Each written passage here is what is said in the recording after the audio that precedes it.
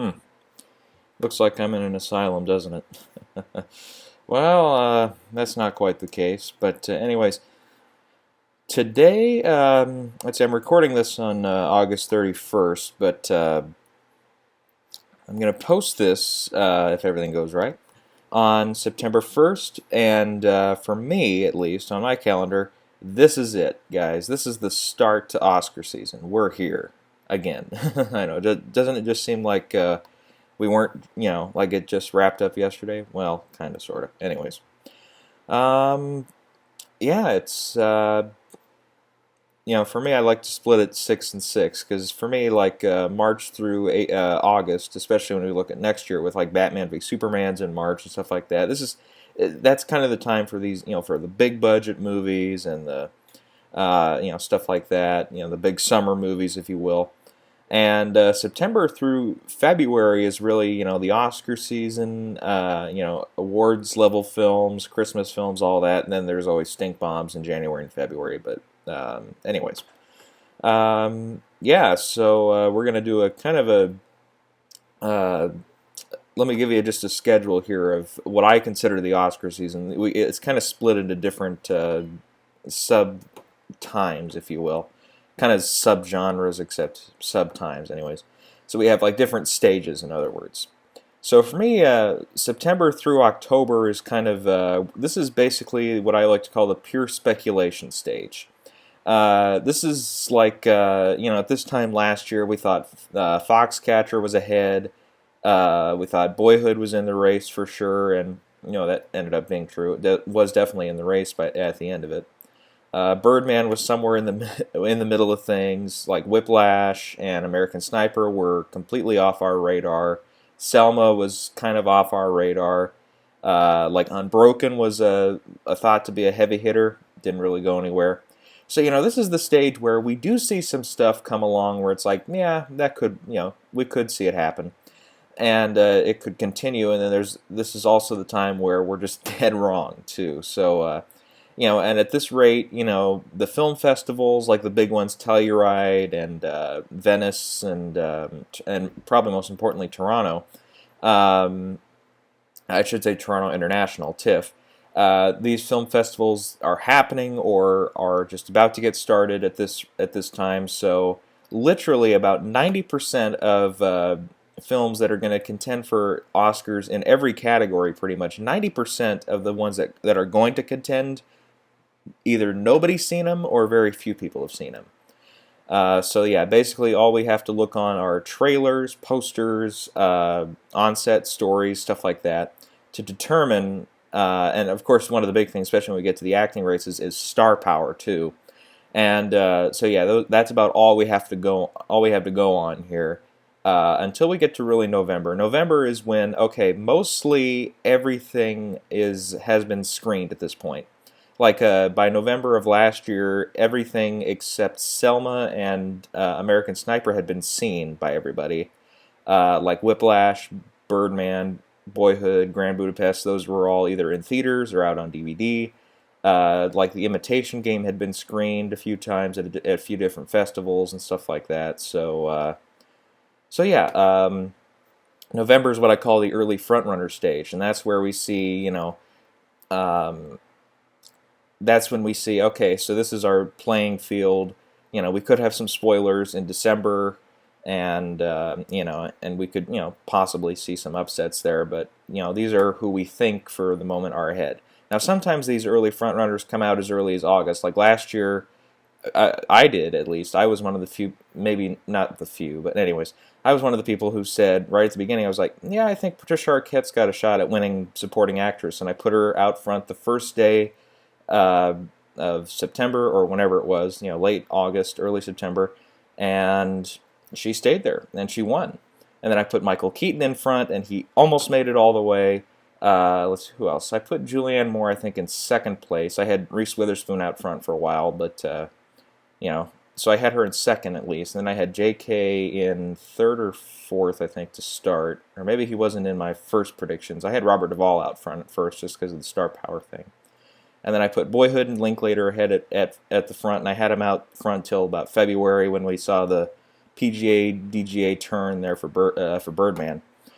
But yeah, so sometimes we do see, like, by late August, early September, we do see some eventual front runners come out. But anyways, for now though, uh, I really just think that, yeah, calling anything before November and saying it's an absolute lock to win is pretty ridiculous because we haven't seen everything yet. So yeah, for me, November is like early front runner stage. Then we get into December, and that's when, like, the true award season starts. That's when we get, like, critics awards, like what I call regional awards, so like L.A., New York. Those are the kind of the two big ones. But then we get, like, state like Florida, Iowa, any other state you can probably think of has an award too. And so I call them the regional awards. And then we also get our Golden Globe nominations, our SAG nominations, Screen Actors Guild, SAG. I know one of the last videos I said CAG, it's SAG, smarty. Anyways, but yeah, we get SAG and Golden Globe nominations in December. And then, yeah, that's it as far as after December. It's like, yep, everything's been released, everything's been seen. Everything's pretty wrapped up as far as, late hitters. They're all taken care of by the end of December. And then January is where everything kind of, starts to fall together as far as who's going to win stuff. Because that's, obviously, we get Oscar nominations toward the beginning of January. We get our PGA and DGA nominations in January. We get Golden Globes are usually the first or second weekend of January. SAG is usually in mid to late January, sometimes early February. WGA for the screenplay categories, we get those nominations, well, sometimes late December, but in January sometime. Yeah, obviously the big ones, the Oscar nominations. We also get BAFTA nominations either early January or very late December. I can't remember last year if it was the last week of December or not, but it was somewhere in there. And then, usually it's like Golden Globes and SAG. That's when we kind of see, our early frontrunners, if they can maintain their momentum or if somebody else takes over. Like for me, a couple years ago now, with the 12 Years a Slave year, I thought Chiwetel Ejiofor had the thing. Like when Golden Globes came up, I was like, when Best Actor Drama came up, I was like, well, McConaughey could win because I'd just seen Dallas Buyers Club. And I'd just seen 12 Years a Slave not too long before, and I was like, they're probably going to give it to Ejiofor, but, look out for, there were a couple others in there that might have won, and then McConaughey won. So I was like, oh, okay, all right. That maybe just be, the pretty boy to serious actor thing. We've seen that a few times, but, and then SAG happened, and McConaughey won, so I was like, that's when we really saw him, cement himself as a new front runner, because at that point I thought mostly everybody thought Ejiofor was out front to win because he'd won all sorts of critics prizes and stuff like that, and he went on to win BAFTA, so he was in that race too. Anyways, but and also last year the big one when we got to SAG was when Redmayne took over for Best Actor, beating out Keaton there at SAG. That was probably because Keaton won Critics' Choice and the Globe for the comedy. True, Redmayne won the Globe for drama, but that was kind of the big turnaround with SAG for Redmayne. Anyways, so yeah, January is where we can see everything kind of turn around, and then February is kind of that's the end of the line, because that's Oscars are obviously toward the end of February, sometimes late February, early March, and then we get. DGA is usually in February. PGA, if it's not already happened by late January, happens. WGA is usually in February. BAFTA, if it's not late January, is in February. So that's when everything kind of that's when all bets are off. Or not all bets are off, sorry, but that's when all bets kind of come together. That's what I want to say. All bets are off in this month, in September and October. Anyways, So yeah, that's kind of, for me, that's what the awards calendar kind of looks like for me, for what I judge it on. It's like, yeah, we could have some early, heavy hitters in the beginning here drop off by, November and December, and then we see who's really in the race. Anyway, so yeah, this is pure speculation at this point. Anything I say now could, in case it does end up being true, I can say I called it this early. But anyways, um, yeah. So about the only thing that we can really level out the playing field and say, okay, this could possibly happen, is and kind of line up the competition, at least for me, anyways. For me, the biggest, if you're interested in doing this yourself and you want to do your own predictions and stuff, the site I recommend the most and the one that I use the most, you've heard me talk about it before, is Gold Derby. Gold Derby is the site. That's where you get all of your insights. That's where you can make predictions. You can win money off of your predictions. I mean, you don't have to bet money to win, but you can register and then enter in and for free. And if you win, you can get money sometimes. It's kind of the go-to site for me. When I make predictions and then when I'm judging the competition too, is sometimes they have podcasts, they'll have video casts, um, and you can listen and watch as a lot of people who are in Hollywood and in New York and just all over the globe, really, they listen to Oscar voters. They ask Oscar voters what they voted for, and they also ask about Screen Actors Guild and the Hollywood Foreign Press Association when it comes to Golden Globes. They cover all sorts of stuff when it comes to critics' prizes and stuff. So that's for me at least my go-to site, and that's the site that I recommend you go to if you want to do this on your own. Yeah, so let's talk about what have we already seen like in theaters and stuff that could potentially be Oscar heavy. All right, one film in particular I've heard everywhere people saying, please let this be an Oscar contender. And as much as I would like to see it, possibly get into some of these bigger races, I just have like a 2% chance that it will. And that film is Mad Max Fury Road. Now, hear me out. I do think it actually could be one of the biggest nominees come Oscar night, but and possible, winning too, possibly. But I'll tell you what, it's going to be a real stretch for it to get a Best Picture nomination, Best Actor, Actress, Director, all those. As much as I'd like to see like George Miller especially nominated, because I mean, that guy's just his filmography is impressive. Not just the Mad Max films, but like Babe and Happy Feet and all that. He's won an Oscar before for directing Happy Feet, which won in 2006. So it's not like he's completely been shut out every single time. But yeah, I mean he does literally just about anything you can think of. And so I'd love to see him nominated. But then again, you have to think too. We haven't seen 90% of the films that are going to be really in contention and the films that are going to be spending money to get into these slots. So yeah, for now I'd say yeah, George Miller definitely deserves a spot. But will we say that 3 or 4 months from now? Who knows? But where I do think, and a screenplay I think is, no, I mean, was there even a screenplay? That's an argument for another day. But anyways, where the film I think is really going to shine is in the technical categories. For sure, cinematography. I think we can almost call it right now that one of the slots, 5 slots for best cinematography, is going to go to John Seale for Mad Max because he came out of retirement for the film. It's a beautiful looking film. The colors are just beautiful to look at.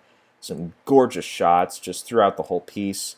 Yeah, so I think that's almost a guaranteed nomination right there. And it could be like, Gone Girl last year. I was thinking it could get into all sorts of tech categories and then some higher up categories too. But it only ended up with Best Actress. And you were like, well, if it's only going to get nominated for one, it better be that one, You're going to get some real flack if it's not Rosamund Pike last year for Gone Girl. This year, I think the same, if we want to use that with Mad Max, it's like if you want to plug that in, it's like Mad Max had better at least get that Best Cinematography nomination, or else that's a real shame. And you'll get a high amount of flack, not just from me, but from all sorts of people who love, and literally, I can't think of too many people off the top of my head who have seen Mad Max who just absolutely despise the film. Like even people that I know in my family, have seen the film and they're like, I didn't really love it because for them it was maybe a little too bizarre or a little too out there. But they were like, it was a good looking movie though. I mean, everybody agreed on that at least. So, but yeah, cinematography I think is in the bag. Like editing, I think could definitely get in there.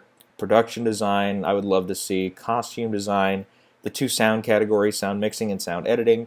Visual effects, and what's the other one I'm thinking of? Did I say film editing yet? I think I did. Uh, what am I thinking of? Film editing. Okay, let me just name off again because I'm film editing, visual effects, sound mixing, sound editing, art direction slash production design, costume design, cinematography. What's the one I'm missing? Anyways, but yeah, that's seven or possibly 7 or 8 nominations there already if it gets in. And again, the Academy could totally avoid it, though. I mean, we never know. But that's one that people have been saying early on. Another one, and I love that people are parading for this one, at least right now, to get nominations in all sorts of categories, is Ex Machina, my right now #1 favorite film of the year. Yeah, the best film I've seen all year. Like Alicia Vikander would be a great choice right now for Best Actress. I always forget his name. For supporting actor, Oscar Isaac would be a fantastic choice. Direction, picture would be great. Original screenplay would be fantastic. What else? Like visual effects, even though it's not the most effects-heavy film ever, I mean, impressive, especially for like an independent little film like this. Even potentially art direction, production design, maybe. Anyway, so yeah, that's like 5 or 6 nominations there. So, I mean, again, we'll have to see because there's a lot of competition coming out, and a lot of other studios are going to put a lot of money. And it's A24 distributed the film, and they'll, I guess, be in charge of it.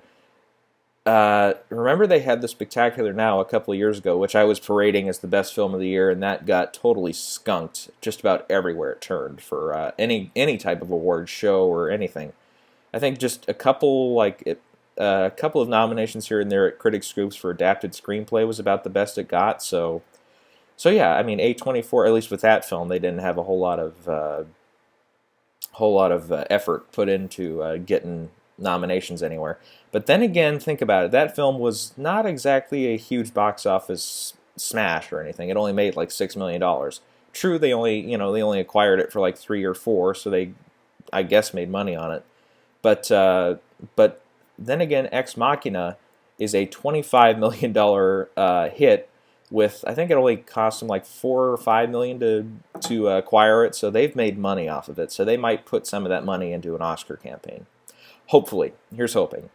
And then there's one film out there that I think almost everybody who's predicting at least already for Oscars has put into their top 10 or 9, 8, whatever list for Best Picture, and that is Inside Out.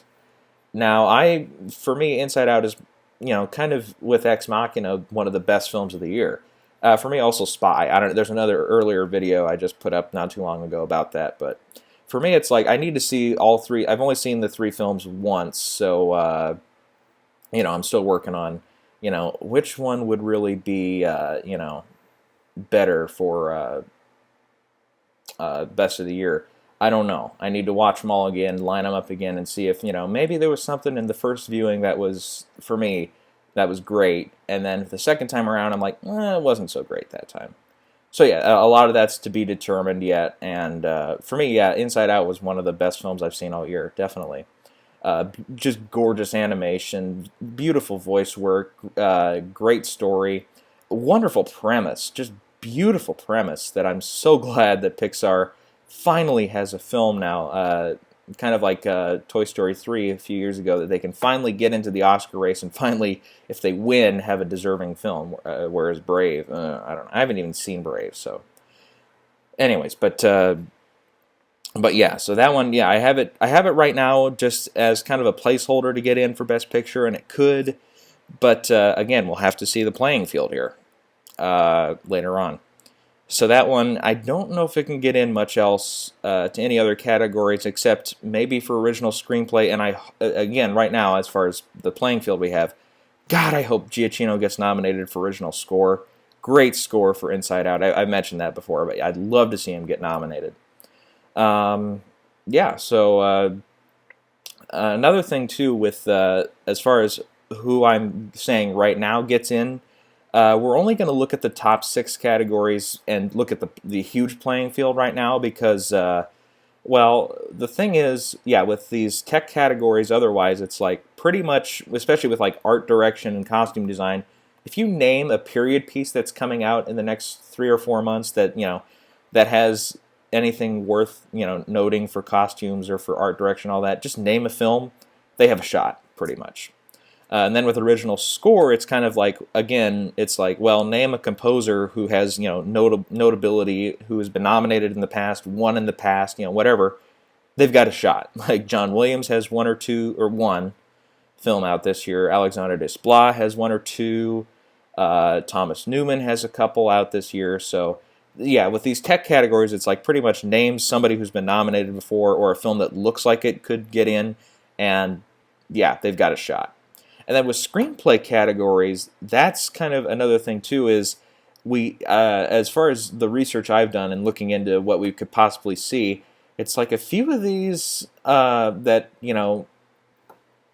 I mean, there's some that are like obviously adapted. Like there's some that are like obviously based on books. Like for me, the best example for thinking, anyways, for what's coming out in the next couple of months is The Martian. Like that one. That was a book, obviously. So that's obviously adapted. So yeah, there are a couple examples like that where they're like, obviously they're adapted. But then there's other ones that are like, well, at least for right now on like Wikipedia, all that stuff that I'm looking at for films coming out, it's like they don't exactly cite right now a published source that they got the screenplay from, because that's the thing is, and the thing with Whiplash was last year how that turned from original screenplay to adapted was. That whole thing with how do you determine if it's adapted or original, because, like Foxcatcher and Selma, they were based on true events, so doesn't that technically mean it's adapted from real life? Well, here's the thing. With the Oscars, it's like if it's adapted from an article, a book, anything that's been published, so as in words, in paper, on paper. So like Argo was based off of not a book, but like a series of newspaper articles or like a magazine articles or whatever it was, so that was adapted. Whiplash, as stupid as it is, and literally I was watching the video last night because I was like, I joked earlier on in the season, I was like, so what are they going to say when Whiplash comes up as a nominee? Whiplash, based on Whiplash. And I literally watched the video last night because they introduce each of the nominees before they say who wins. Imitation Game won. But when it came to Whiplash, it was like, Whiplash, based on the short film Whiplash. I was like, duh, come on, people. Anyway, so it was previously published. It was a short film before it was a feature film. So technically, I guess it's adapted.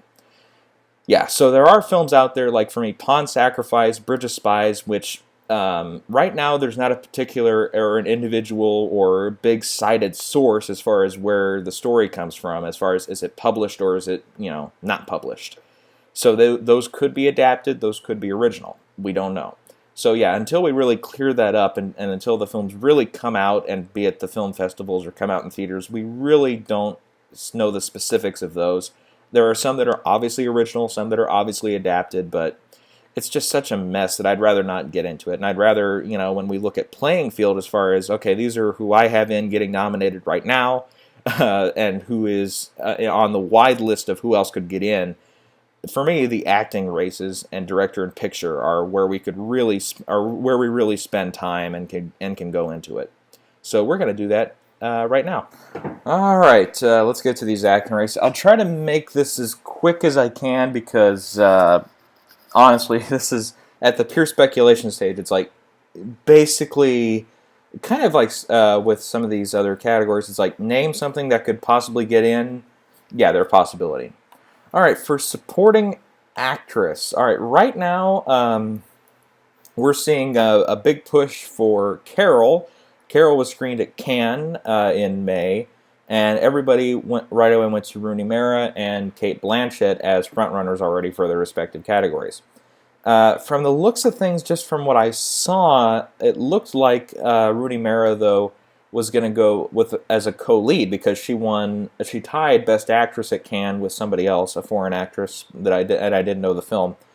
But I was like, oh, so is Rooney Mara, is she a co-lead then? Because I was like, well, I mean, you could get both those slots for Best Actress. I mean, that's impressive. I mean, we haven't really seen that, two actors or actresses who are co-leads or co-leads.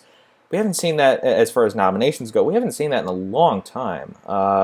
Geez, do we have to go all the way back to Amadeus, maybe, when it got F. Murray Abraham who won, and Tom Hulce nominated? Was that the last time? I think it could be. Geez, there's probably another one that I'm not thinking of. That's an obvious one where it's in the same category. We had two female or male leads, nominated. But I think Amadeus was made, to my memory, the last time that happened, and that was over 30 years ago now. So, anyways, but it looks like Mara is going supporting, which is smart, and she's at least from the Cannes perspective and stuff. I have her out front right now too, just because it's kind of okay. I'll follow you on that. I have Ellen Page for Freeheld, which is a film about. We won't have time to describe all the films. I'll just name the film. Freeheld. I have Alicia Vikander getting in for The Danish Girl. Kate Winslet for Steve Jobs, and kind of in that fifth spot.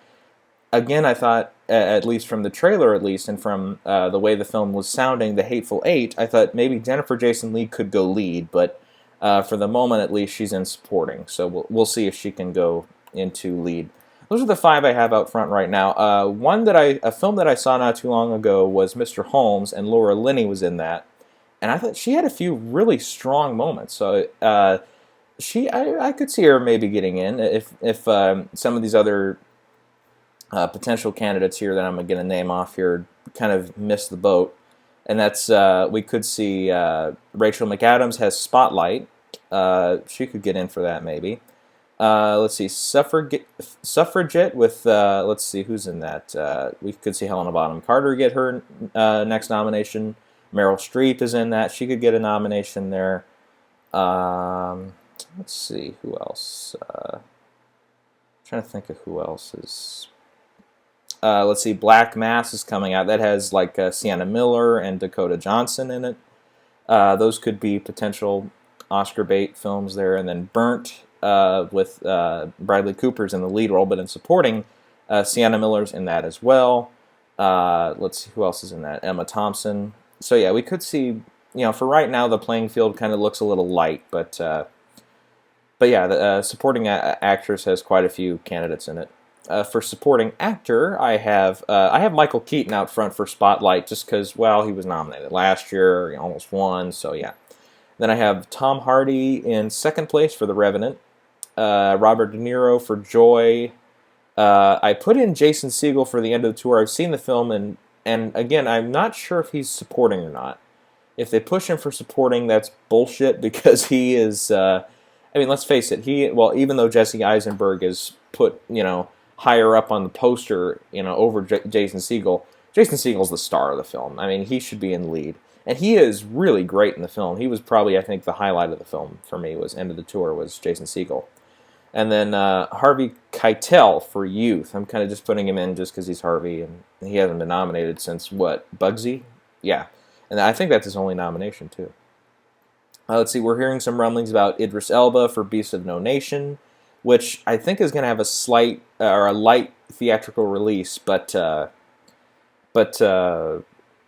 guess it's supporting in that case, but it's a Netflix film, and I guess it's going to premiere at Venice here, so we'll see how that does. Paul Dano in Love and Mercy kind of made a splash this summer. The film got great critical success. I haven't seen the film yet, but everybody was talking about Paul Dano and John Cusack and that. Benicio del Toro for Sicario could make some waves. Bradley Cooper and Joy. Let's see, who else? The one that I'm kind of curious about is Seth Rogen and Steve Jobs, because, well, look at Moneyball. What was that, 3 or 4 years ago now, with Jonah Hill. Everybody's like, Jonah Hill, that guy from Superbad, he's never going to get nominated. Boom, he got nominated. Well, maybe Seth Rogen's in that spot this year.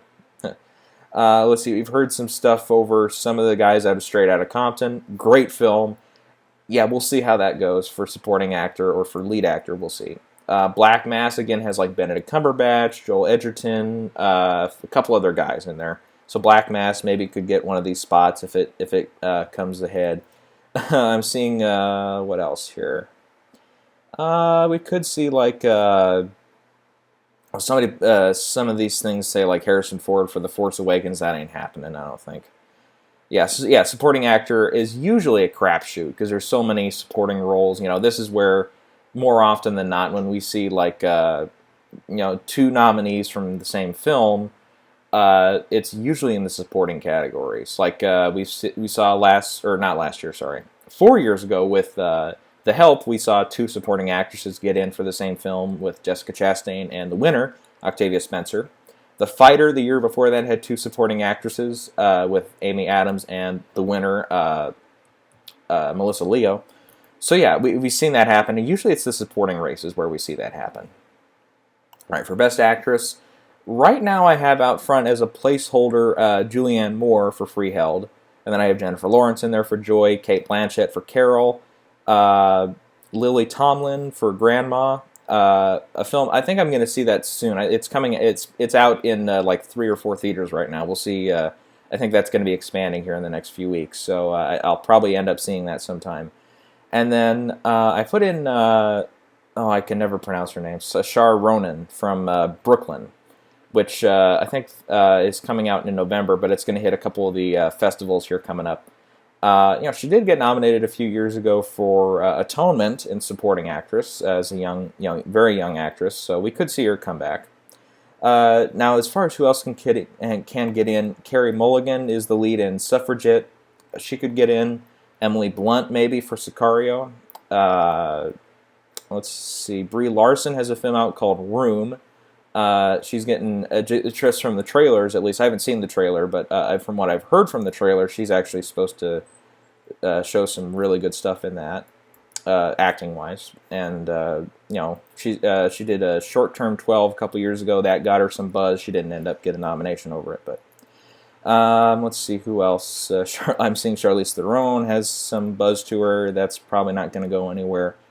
Let's see. From earlier this year, Helen Mirren in Woman in Gold. I haven't seen the film, but it didn't get a whole lot of respect from critics. So, Blythe Danner had one out earlier this year called "I'll See You in My Dreams." That kind of got a little buzz, but it's not really sticking with us too much. Marion Cotillard has Macbeth with Michael Fassbender. We'll see where that goes. I saw Ricky and the Flash not too long ago. Streep she has fun in the role, and her singing and her acting is good, but I was not very taken by the film, though. And then the last one, Alicia Vikander for Ex Machina. Yeah, here's hoping, but yeah. Heading into Best Actor, I have Eddie Redmayne out front right now for The Danish Girl. So there, I put our Best Actor and our Best Actress winner from last year. I put those in the top spot. So we could that would be the first time that ever happened if we had two back-to-back winners in the same year. That's never happened. Then I put Michael Fassbender for Steve Jobs in there, Leo DiCaprio for The Revenant, Johnny Depp for Black Mass, and the fifth spot is a big question mark, because I think, at least from right now, our perspective is the first four are pretty heavy bets right now. But the fifth spot is kind of all over the place. I have Bryan Cranston in for Trumbo just because the Breaking Bad factor. I think the Academy, he obviously didn't get nominated for like Argo, but he hasn't been in way too many films yet that have been up to that Oscar caliber. And now that Breaking Bad's over and all the prestige he got, all the Emmys he won from that, Golden Globes, etc., it's like, well, they might want to invite him over to the Oscar party sometime soon. So Trumbo, yeah, it looks like a film that could potentially be that first one for him, that first nomination. Now let's see, Michael Caine in Youth has a shot. Tom Hardy for Legend. Oh, here's a big one. Tom Hanks for Bridge of Spies. That could definitely happen. Yeah, Ian McKellen for Mr. Holmes. That could very well happen. I saw the film. He was really good in it, by the way. Mark Ruffalo for Spotlight could happen. Jake Gyllenhaal for Southpaw. I saw Southpaw. It's an okay film. He was good in it, and he pushed the limits that he pushed himself to. Yeah, I could see that happening, but it'll be a stretch at this point. Let's see, yeah, John Cusack, Love and Mercy. Will Smith in Concussion. I just saw the trailer. I think it just dropped today. Remember, I'm recording this on August 31st. Yeah, it looks like he's getting into form again with a potential Oscar film there, and yeah, we'll see how that goes. Let's see, Tobey Maguire maybe for Pawn Sacrifice. I've seen the trailer for that a couple of times. Yeah, it looks like a pretty intense performance, so we'll see where that goes. Let's see, Bradley Cooper for Burnt. Well, we underestimated him last year for American Sniper, so that could happen. Fassbender for Macbeth. Here's one I'm kind of curious about is Joseph Gordon-Levitt for Snowden.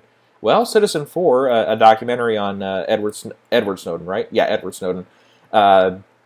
It won last year for documentary feature, and this one's directed by, of all people, one of Oscar's favorite directors, maybe not recently, but in history, Oliver Stone. That could happen. I'm seeing stuff for like Tom Hardy for Mad Max. Probably not going to happen. Joseph Gordon-Levitt for The Walk. Could happen, yeah. Let's see here. And the only other one that I'm seeing that could possibly happen is Chris Hemsworth for In the Heart of the Sea. Now, how this can work, a little pattern I've noticed here. On Oscar nominations morning, when it's usually Cheryl Boone Isaacs, who's the president, or whoever's the president, comes out to announce nominees, we're seeing a pattern here that's kind of weird, where we're seeing, and I don't remember every last example off the top of my head, but it's like if you're there Oscar morning, you usually at some point get in with the Academy. And that is, we saw Jennifer Lawrence, I think the year after Winter's Bone, so that was 2011. And then, what do you know, next year was Silver Linings Playbook, and that took off. Who was the next? I can't remember who the next one was, but then they got nominated sometime. Whoever, I'll have to look it up again, but it was the nominations for 2012. Oh, Emma Stone, that's who it was. It was Emma Stone with Seth MacFarlane, and Emma Stone got nominated for Birdman. What do you know? And then 2013, let's see, the year of 12 Years a Slave. I can't remember who was. That was Chris Hemsworth, yeah.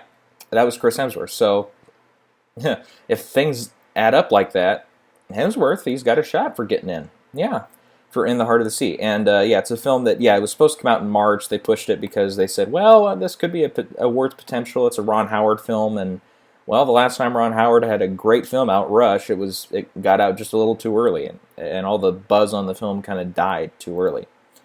All right, let's head over to for Best Director. Let's see, I put in, so the top spot here, again, is a placeholder, David O. Russell for Joy. I mean, he's overdue. The three, his last three films have all gotten director, picture, and screenplay nominations at least.